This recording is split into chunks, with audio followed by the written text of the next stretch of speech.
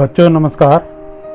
आज हम कक्षा 9 के क्षितिज पाठ्यक्रम के काव्यखंड का 15वां अध्याय मेघ आए कविता को पढ़ेंगे, जिनके कवि हैं श्री सर्वेश्वर दयाल सक्सेना जी। सर्वप्रथम हम इनका परिचय जान लेते हैं। श्री सर्वेश्वर दयाल सक्सेना जी का जन्म उत्तर प्रदेश के बस्ती जिले में सन 1927 ईस्वी में हुआ। शिक्षा उन्होंने इलाहाबाद विश्वविद्यालय से हिंदी में एमए की पढ़ाई पूरी की। वे अपने जीवन काल में कवि, लेखक, पत्रकार एवं नाटककार भी रहे। उनकी प्रमुख पत्रिकाएं हैं दिनमान एवं पराग। दिनमान में प्रकाशित चर्चे और चरखे स्तंभ के लिए उनकी लोकप्रियता लोगों में बहुत बढ़ गई थी। पराग उनकी चर्चित बाल पत्रिका थी, जो बच्चों में बहुत लोकप्रिय हुआ। उनके अनुसार जिस देश के पास समृद्ध बाल साहित्य नहीं है, उसका भविष्य उज्जवल नहीं हो सकता। इसी अग्रगामी सोच के साथ ही उन्होंने पराग नाम की चर्चित बाल पत्रिका का भी संपादन किया, जो बच्चों में काफ़ी लोकप्रिय हुआ। प्रमुख रचनाएं उनकी प्रमुख रचनाएं हैं काठ की घंटियाँ, बांस का फूल, एक सूनी नाव, गर्म हवाएं, कुआनो नदी, जंगल का दर्द, खूंटियों पर टंगे लोग। उनकी प्रमुख कविता संग्रह है भाषा बोध एवं दर्शन। उनकी रचनाओं में ग्रामीण संवेदना के साथ शहरी मध्यवर्गीय जीवन बोध की संवेदना भी व्यक्त हुआ है। उनकी भाषा सरल एवं सहज है एवं लोगों के लिए मनमोहक है। पुरस्कार एवं सम्मान साहित्य में उनके अतुलनीय योगदान के लिए उन्हें सन 1983 में साहित्य अकादमी पुरस्कार से सम्मानित किया गया। सन 1983 में इस महान आत्मा का देहावसान मात्र 56 वर्ष की अवस्था में हो गया। बच्चों, अब हम मेघ आए कविता की समय, काल एवं परिस्थितियों को जान लेते हैं। सर्वेश्वर दयाल सक्सेना जी ने इस कविता में मेघों के आने की तुलना सज धज कर आए मेहमान से की है। जिस तरह गांव में दामाद के आने के बाद लोगों के मन में खुशी की लहर दौड़ जाती है, ठीक उसी तरह भीषण गर्मी के बाद वर्षा के रंग बिरंगे बादल गांवों के आकाश पर उमड़ घुमड़ कर छा जाते हैं तो लोग बेहद उत्साहित और खुश हो जाते हैं। इस तरह कवि ने अपनी कविता में आकाश में बादल और गांव में आए मेहमान का बड़ा ही रोचक वर्णन किए हैं।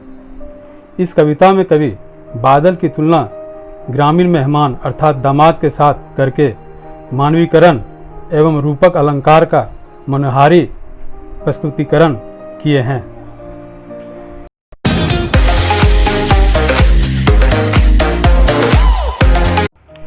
बच्चों, अब हम महान कवि श्री सर्वेश्वर दयाल सक्सेना जी की कालजयी रचना मेघ आए कविता के प्रथम छंद का भावार्थ जानते हैं, जिसकी पंक्तियां हैं।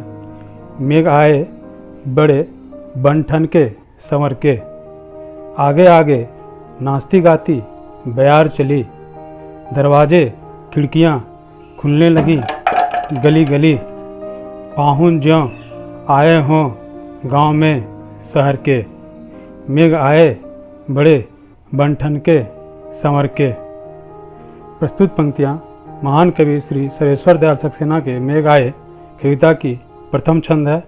इन पंक्तियों में कवि बादल एवं वर्षा के आने पर गांव में दिखाई देने वाले उत्साह का मानवीकरण सज धज एवं बन ठन करके आए गांव के मेहमान अर्थात दामाद से किए हैं। जिस प्रकार गांव में मेहमान देश के दूर शहरों से आते हैं, ठीक उसी प्रकार गांव के आसमान में बादल दूर दूर स्थानों से आते हैं। मेहमान बहुत सज धज कर आते हैं, ठीक उसी प्रकार बादल भी बन ठन करके आते हैं। गांव में बादल के आने के पहले ठंडी ठंडी हवाएं नाचते गाते गाँव के गलियों में बहने लगती है। ठीक उसी प्रकार दामाद के गांव आने का खबर बच्चों एवं बच्चियों द्वारा समूचे गांव में फैला दिया जाता है। यह सूचना पाकर गांव के सभी लोग अपनी खिड़की दरवाजे खोलकर उनकी एक झलक पाने के लिए बेताब हो जाते हैं और घरों से निकलकर लोग उनके स्वागत का आनंद लेने लगते हैं।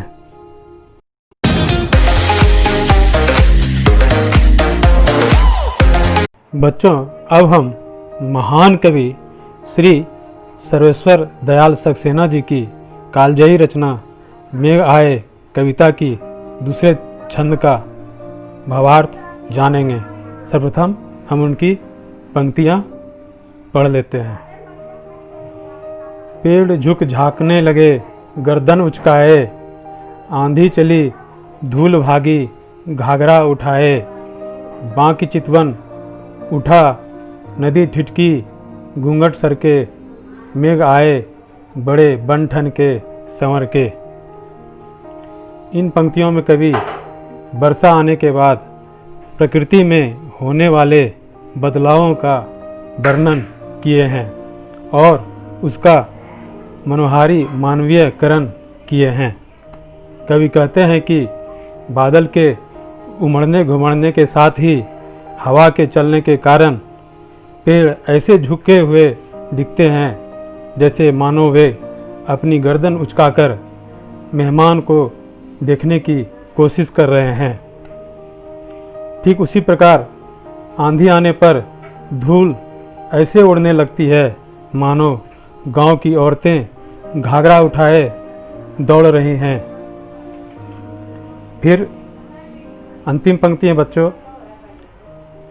बांकी चितवन उठा नदी ठिठकी घूंघट सरके, मेघ आए बड़े बन ठन के संवर के।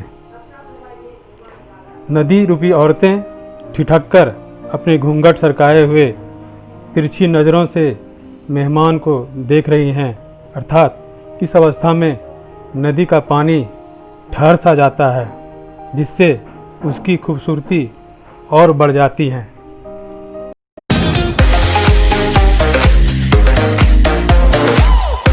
बच्चों, अब हम महान कवि श्री सर्वेश्वर दयाल सक्सेना जी की कालजयी रचना मेघ आए कविता के तीसरे छंद का भावार्थ जानते हैं। इसकी पंक्तियां हैं। बूढ़े पीपल ने आगे बढ़कर जुहार की, बरस बाद सुदलिनी बोली अकुलाई लता ओट से किवाड़ की, हर्षाया ताल लाया पानी परात भर के, मेघ आए बड़े बन ठन के संवर के। इन पंक्तियों में कवि वर्षा ऋतु के आगमन पर प्रकृति में उसका स्वागत किस प्रकार किया जाता है उसका मनोहारी मानवीकरण प्रस्तुत किए हैं।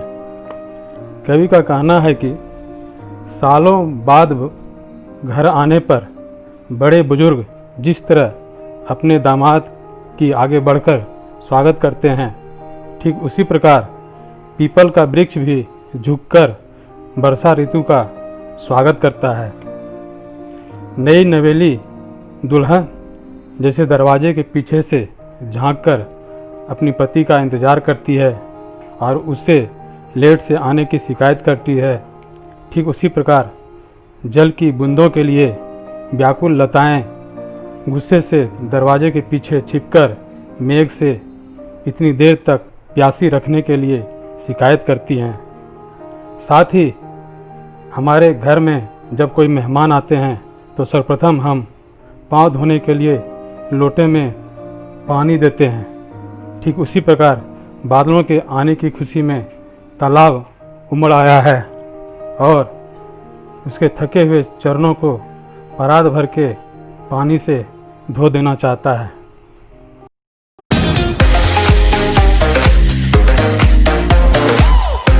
बच्चों, अब हम महान कवि श्री सर्वेश्वर दयाल सक्सेना जी की सर्वश्रेष्ठ रचना मेघ आए का अंतिम छंद को पढ़ेंगे एवं उसका भावार्थ जानेंगे। इस छंद में कवि प्रकृति की विरह एवं खुशियों की तुलना दो प्रेमियों के मिलन से किए हैं। पंक्तियां हैं: क्षितिज अटारी गहराई दामनी दमकी, क्षमा करो गांठ खुल गई अब भरम की, बांध टूटा झरझर मिलन के अश्रु ढर के, मेघ आए बड़े बन ठन के संवर के। इन पंक्तियों में कवि प्रकृति की विरह एवं खुशियों की तुलना दो प्रेमियों के मिलन से की है। इन पंक्तियों में कवि कहते हैं कि आकाश, छत आदि बादलों से घिर गई है और बिजली चमकने लगी है। इससे सभी के मन का भ्रम दूर हो गया है कि वर्षा नहीं होगी। इस विचार के आते ही बादलों से बरसात शुरू हो जाती है और जल बरसाते हुए बादल आकाश में बहुत खूबसूरत लग रहे हैं। ठीक उसी प्रकार जब इंतज़ार करते करते प्रेमिका जब छत पर चढ़कर अपने प्रियतम को आते हुए देख लेती है तो उसके अंदर बिजली सी दौड़ उठती है। उन्हें देखकर प्रेमिका का भ्रम टूट जाता है और वह मन ही मन प्रेमी से क्षमा याचना करने लगती है। पुनः जब दोनों प्रेमियों का मिलन होता है तो दोनों के आँखों से ठीक उसी प्रकार प्रेम के आंसू बहने लगते हैं जिस प्रकार बादलों के बरसने से प्रकृति खिलखिलाने लगती है।